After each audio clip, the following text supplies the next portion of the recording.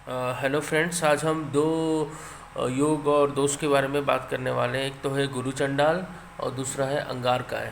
तो इसके ऊपर डिस्कस करते हैं हम एक एक करके। गुरु चंडाल दोष बनता है गुरु और जुपिटर और राहु के कंजंक्शन से, युक्ति के कारण। क्योंकि जुपिटर जो है ये सबसे ज़्यादा बेनिफिक प्लैनेट है और राहु सबसे ज़्यादा मेलिफिक है।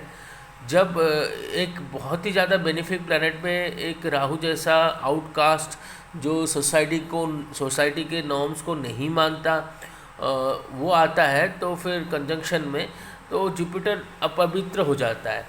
तो उसके थिंकिंग पैटर्न में जुपिटर के फिर प्रभाव पड़ने लगता है। जैसे जुपिटर स्पिरिचुअलिटी को रिप्रेजेंट करता है, भगवान को मानने वाला प्लैनेट है। राहु अगर उसके साथ बैठ जाता है, फिर वो दूसरे तरीके से सोचता है। वो जल्दी भगवान को मानता नहीं है, वो क्वेश्चन उठाता है, साइंटिफिक भी हो जाता है। कुछ दर से उसकी सोच भी साइंटिफिक हो जाती है। वो सोसाइटी के नॉर्म्स को इतनी जल्दी मानता नहीं है। वो जो एक तरह से भी देखा जाए तो ठीक है, ब्लाइंड बिलीव नहीं करता।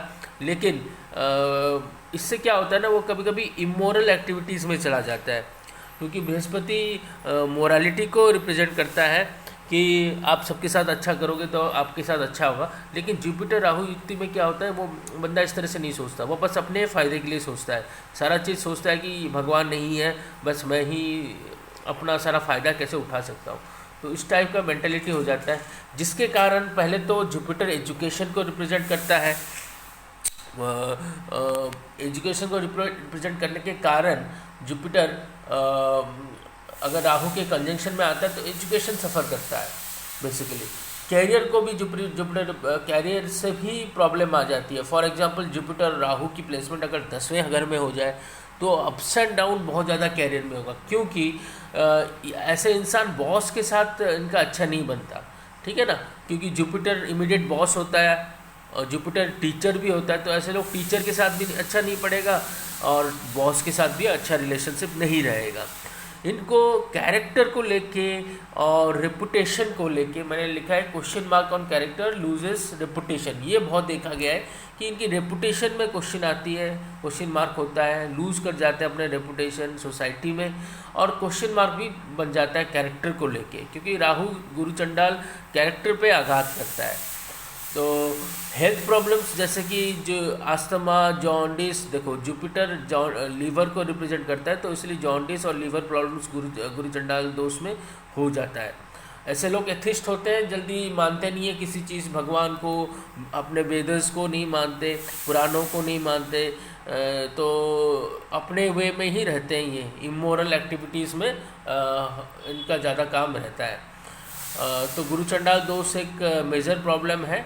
लेकिन ये साइंटिफिक वे ऑफ थिंकिंग को भी रिप्रेजेंट करता है।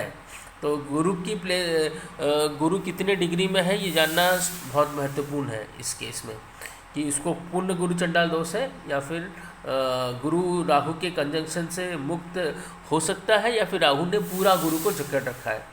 तो ये पूरी कुंडली और लग्नेश का स्ट्रांग होना भी बहुत ज़रूरी है। ये सब देखना पड़ता है गुरु चंडाल दोष में। अब आते हैं हम अंगारकाय योग के ऊपर। अंगारकाय योग जो है ये बेसिकली राहु और मंगल के कारण बनता है। राहु मंगल जो आप जानते हो कि बहुत एनर्जेटिक है, उसके अंदर बहुत मतलब क्या बोले, विगर है, एनर्जी है, हर काम करने के लिए फाइटिंग स्पिरिट है। जैसे सोल्जर्स होते हैं उनके अंदर ताकत होती है, वो बस लड़ाई करना चाहते हैं। और ऊपर से राहु जिसका दिमाग नहीं है, दिमाग है लेकिन वो बड़ा करप्ट वाला दिमाग है। तो ऐसा युक्ति अगर हो जाए तो अब सोच सकते हो क्या हो सकता है इंसान की, मतलब वो आगे पीछे और कुछ सोचेगा नहीं। अगर लड़ाई होगी तो कुछ भी कर सकता है, वो चाकू भी मार के किसी का हत्या भी कर सकता है। और या फिर ऐसी बातें करेगा जिसको सुनने के बाद आपको ही गुस्सा आ जाए। तो ऐसे लोग बहुत र्यूड होते हैं, मैंने लिखा है वेरी र्यूड, एग्रेसिव होते हैं।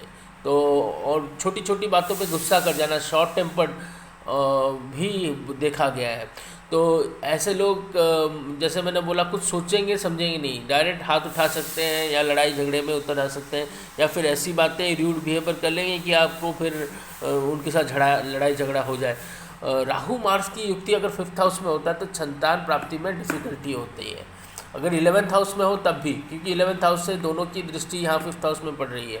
राहु मार्स की युक्ति अगर 7th हाउस में हो, ये भी डिफ़िकल्टी मैरिज में देता है, क्योंकि ये जहाँ भी बैठेंगे ना उस घर को पूरा आग लगा लेंगे। तो आग लगाने के कारण आप सोच सकते हो 7th हाउस ऑफ मैरिज में क्या हालत होगा अगर यहाँ आग लग गई, चिल्ड्रन हाउस में आग लग गई। तो इस तरह से होता है। तो इनको, ऐसे लोगों को मेरा बस यही एडवाइस है, आप मेडिटेशन करो ताकि आपका मन शांत रहे। शिवलिंग में दूध डालने से थोड़ा सा इनको अच्छा रहता है। इनका मन जो है ना राहु और मार्स की युक्ति की वजह से थोड़ा सा मतलब बहुत ज़्यादा ही अफेक्ट हो जाता है। क्या करेंगे ये सोचते नहीं है, बस कर डालते हैं। तो ये था अंगार का योग। नेक्स्ट क्लास में दूसरा टॉपिक लेंगे। Thank you so much.